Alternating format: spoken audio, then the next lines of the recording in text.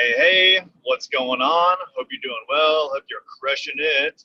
David Lemro here, and welcome to the end of the week, the end of the month of December, the end of 2019, and the end of the decade. How crazy is that?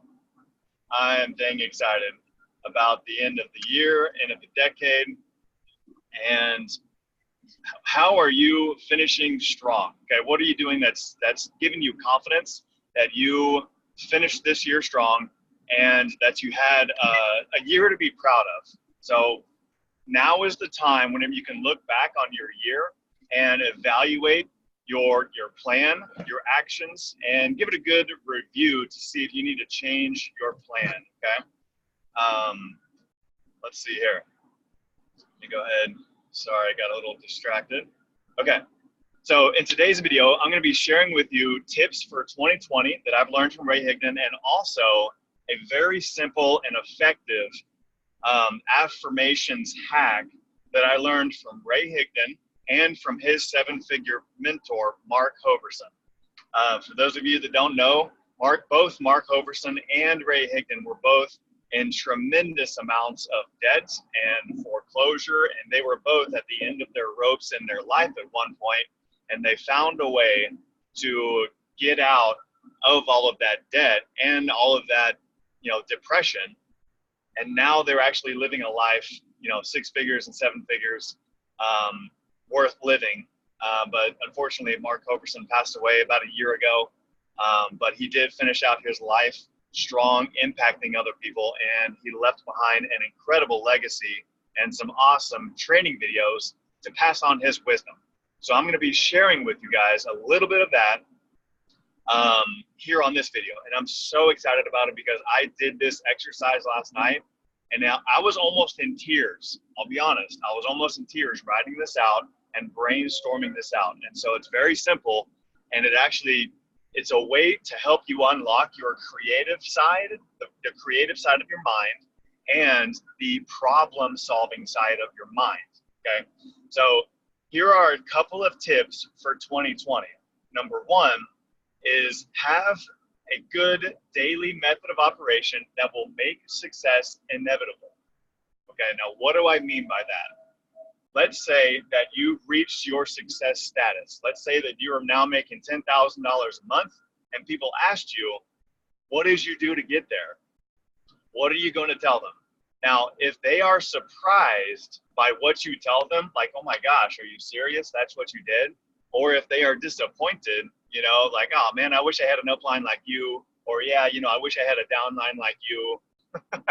If it's one of those two things, then you probably didn't create all that success yourself. Not to downplay anybody's success at all.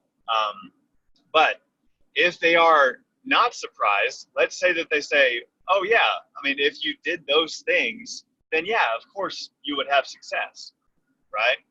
So what are those daily method of operations that you can do every day to make success inevitable for you, right? And this will lead me into my sharing of the affirmations hack. So stay tuned till the end of this video. You're gonna love this.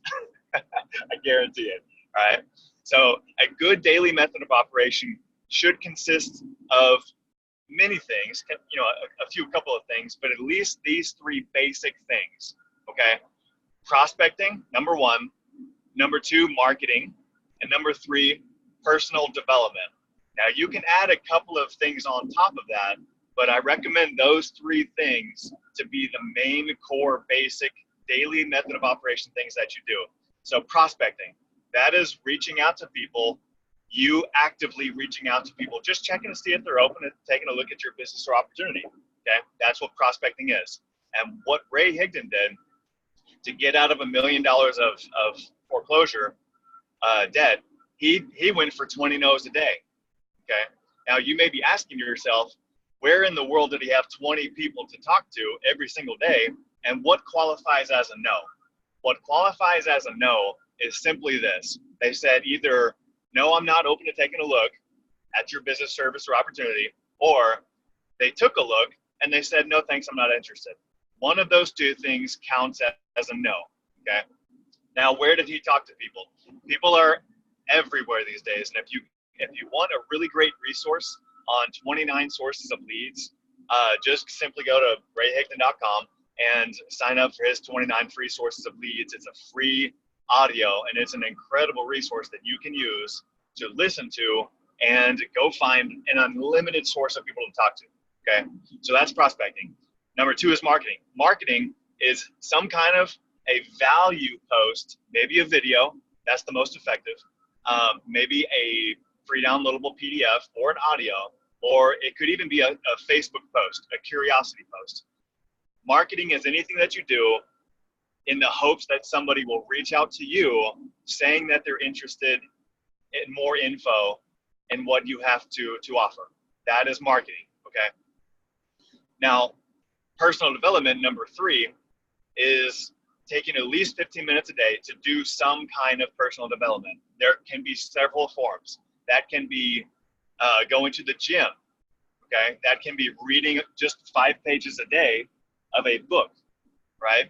And now if it's a book, I recommend that it be, a nonfiction, some kind of a personal growth book, like John Maxwell or Ray Higdon's got a great selection as well.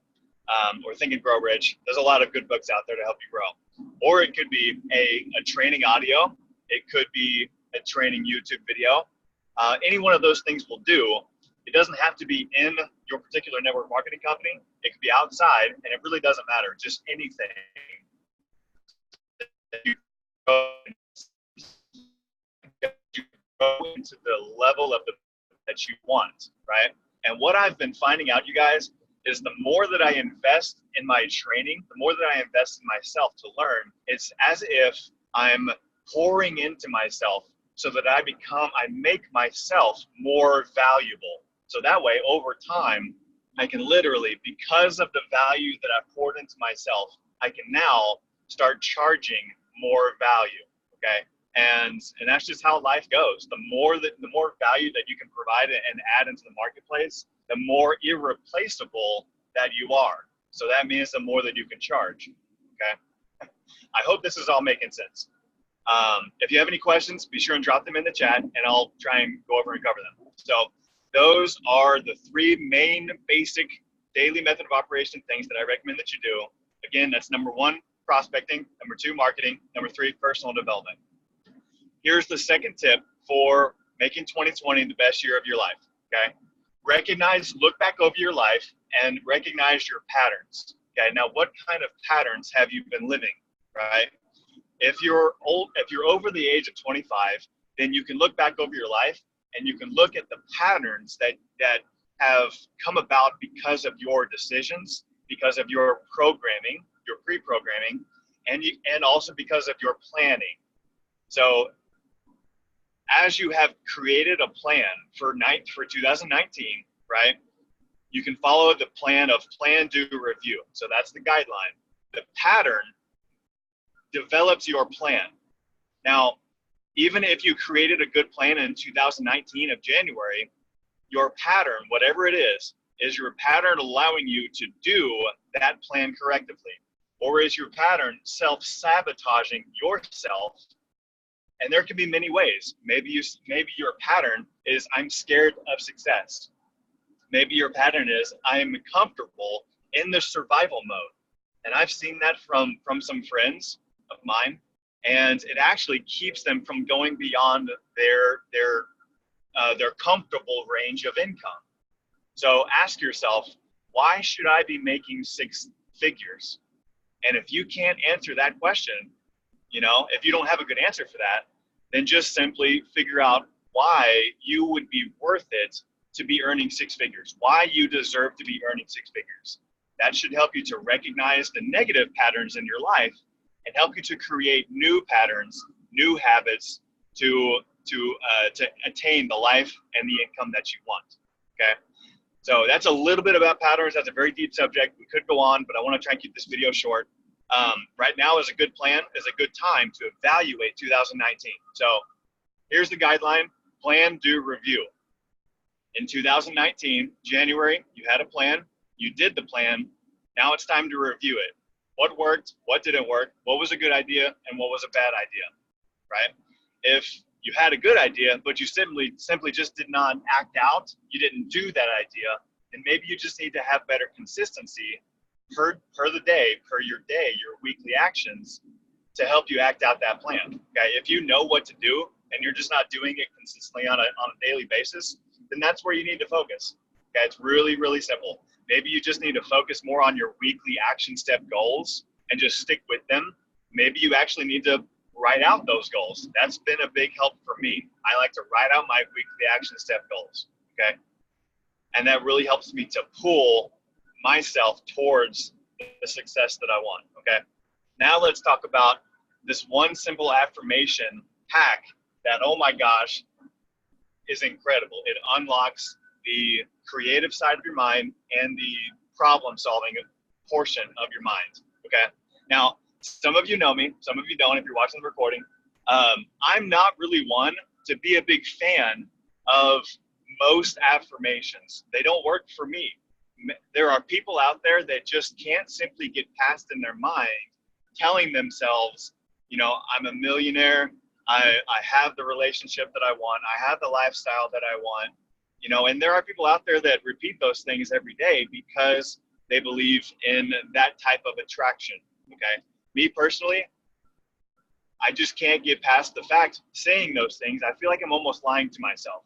And also, if I were to say those things every day, it would almost be like I'm making up for the fact that I don't believe it, or compensating for the fact that I, you know, don't believe it, or that I'm not doing the actions for it, okay? So that's why I don't really like or gravitate towards those type of affirmations. But here's a little affirmation hack. What if, instead of telling yourself those things, what if you started asking, what if you started forming your affirmations in questions, all right? And here is the way that Mark Hoverson described it. What would make it inevitable for blank? Okay, now you can start to kind of make this personal for your life. What do you want? What kind of goals do you want? What would make it inevitable for me to reach $100,000?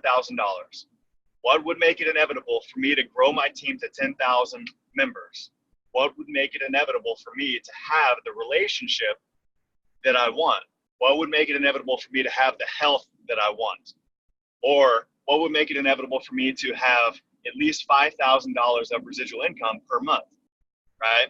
So I'm going to share with you my screen, my notes. I did this last night, and I encourage you, you can either copy my questions or you can formulate your own. And I really recommend that you formulate your own.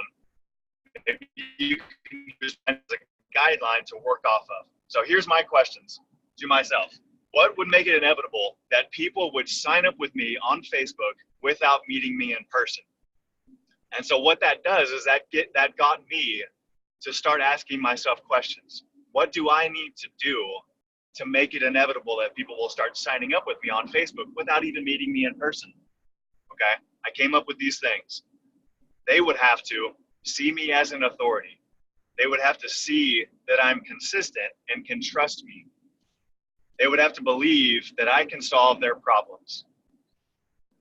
They would have to believe that they can do it also, right? There may be a couple of other things here. They would have to, this would be a good extra one to add here. We would have to hop on a Zoom call. We would have to hop on the telephone, okay, and talk, right? They would have to see that there's a need here for this to solve their problem, okay? Those types of things. Here's my next question for myself. What would make it inevitable that my team will grow to 10,000 members? Here's what I came up with. We would have to have the right team culture. We would have to plug people into the system and events. We would have to introduce new teammates to uplines. We would have to keep it so simple that anyone can do it. We would have to give room for leadership to develop. We would have to give room for people to grow. And then the last part is we would have to believe that we can do it, okay? What are some other areas that that you can think of that your team would have to believe or that your team would have to do in order to grow to 10,000.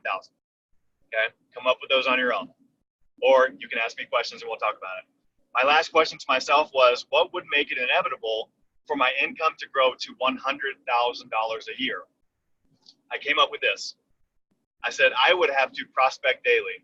I would have to do marketing videos and add value with a call to action at least 3 times a week. I would have to follow up professionally, even with those that I haven't talked to in a while. I would have to blog and grow my value archive. I would have to personally develop every day. And I would have to believe that I can do it. Is this helping you guys? I hope this is helping you. These are some golden nuggets here, you guys. If you take the time to do this, you may cry. Whenever I was doing this, you guys, I was like, oh my gosh, I've never been exposed to this kind of thought process and this kind of growth, like this kind of possibility growth, okay? Growth possibility. Here's another question that I haven't finished out just yet, haven't answered out just yet. What would make it inevitable that my residual income grow to $5,000? So think of that yourself. Get a baseline. You can use my questions to kind of help you get started on asking yourself some of these question affirmations. And I hope that this helps you. Did these tips help you? I hope they did. If they did, drop some comments in the comment section. You can ask me any questions here. If you want to unmute yourself, you can, and we can, do a little Q&A here at the end. I'm going to give a few moments for that to happen. If you would rather just type it out and let me answer that way, maybe if you're shy of the camera or the microphone, then you can do that too. I'm going to give just a few minutes for that to happen. Hey, David, Jacob Blackburn here in Idaho Falls. Hey, Jacob. Good to see you, man. Yeah, you too, brother. Yeah, great information you're giving. A question that I'd ask you real quick is how, when you write out these goals of to help you accomplish, I guess these actions that you want to accomplish, how do you customize them so it fits you, but also is duplicatable so that there's kind of a core foundation that as you bring, people on board as business partners and team members, that, kind of going back to the culture you talked about, that there's certain consistencies or foundational DMOs, if that's what you want to call them, that everyone does. So I guess that's a question I would ask is how do you customize them, but also have kind of a core foundation, and how do you pass that on to people to make sure that they implement them so they can be successful? That's a great question. And I hadn't thought of that until you asked me just now, and I believe I got a good answer for you. So for me, myself, those questions were my personal goals, okay? So whenever you're starting up a new teammate, or maybe you want to, catch up with one of your old teammates and see if you can help them to grow, if they want to grow their business, first off, check to see if they want to grow their business. And then whenever they do, then ask them their why, okay? Just remind me again, what was the reasons why you joined? Okay, great. Now you can start kind of finding out their goals, their whys, all right? And then you can actually ask them, what are a couple of goals that you want to set for yourself? So as they start giving you those answers, you could either have them write it down, or you can write it down with them, whatever. And then you can ask them, all right, now think about it this way. What would make it inevitable for you to make that goal happen? What do you think that you would have to do? And then just let their mind, let it come out of their mouth, let their minds develop it, formulate it. And you're like the sounding board, right? With your experience. And you just help guide them along that goal setting process. So did that help? Just have that conversation. Yeah, that was good. Yep, that was good. Yeah, Thanks, it gives brother. me an idea of what to do there. So appreciate it, David. You bet, man. And one thing that I found whenever starting up a new teammate, yes, we have a checklist, but don't just give them that checklist without having a conversation with them first. I found that the checklist and the tools work better as a follow-up piece of homework. So the first thing you need to do whenever you start with a new teammate is to actually have a conversation with them, make that human connection, and ask them, get them to think about the future again, get them to dream again, ask them what are some things that they don't have right now that they want, and why are they doing LifeVantage? Why are they doing this business? Okay, that conversation, that human connection is very important in the beginning, and then give them that checklist and the other stuff as homework. I found it doesn't work the other way around. Yeah. I mean, I've tried it. Yeah. So, any other questions? All good here. Cool, cool. Good to see you again, man. Your beard's looking kind of good there. You got some scruff going on. Thanks, brother. Yeah, you bet, man. All righty, let's go ahead and close out this recording. Again, I hope these tips helped you. If they did, drop some comments, drop some questions if you have any. And let's finish out the decade strong. Holy cow, the end of the decade. Crazy, huh? Okay, love you guys. I'll see you on the next video. Bye now. Bye for now.